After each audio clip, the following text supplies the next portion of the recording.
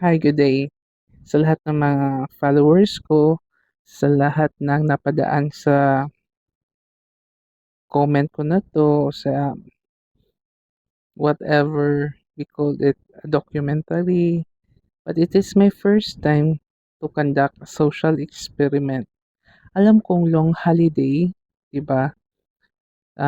Simula nung Friday, then Thursday night, may ginawa ako sa buhok ko. Ginagawa ko is nag-bleach ako. Pero akala nung iba, nagkulay na ako ng buhok ko.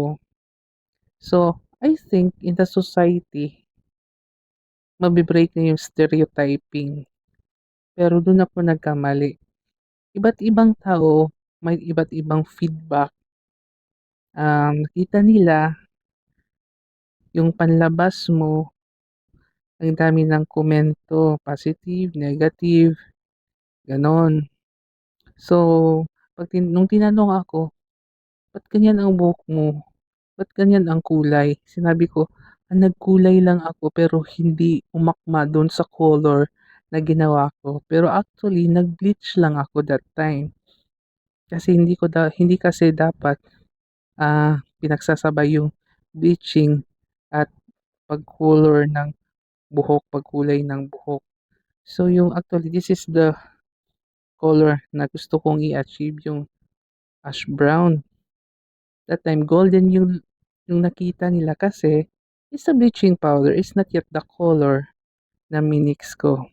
So, doon ko napatunayan sa social experiment ko na yun, yung iba't ibang tao pala, magkakaibang feedback, positive or negative.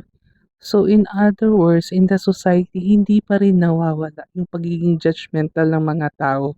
We try to be good, people try to be good, people try to be kind, but during the during the actual, yung andun ka na sa sitwasyon na yun, dami palang nasasabi yung mga tao about you.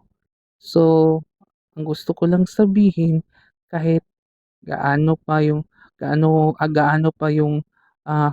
ka pa kabait, it does not matter. Kung gaano ka pa kabarumbado, it does not matter din. So, depende yan sa taong titingin sa'yo, sa panlabas na kaanyuan mo. Kahit gaano ka pa kabango, gaano ka pa kabaho, kung ang impact ng nakikita nila hindi fit doon sa taste nila, may masasabi ang lahat ng tao tungkol sa'yo.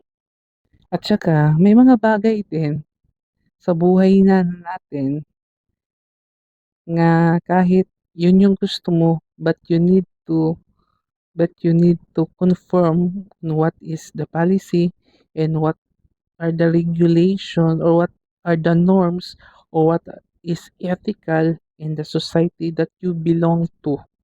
So, ganon. So, yung happiness ng tao, kahit sabihin natin, nakasalalay yung happiness natin sa self natin, hindi.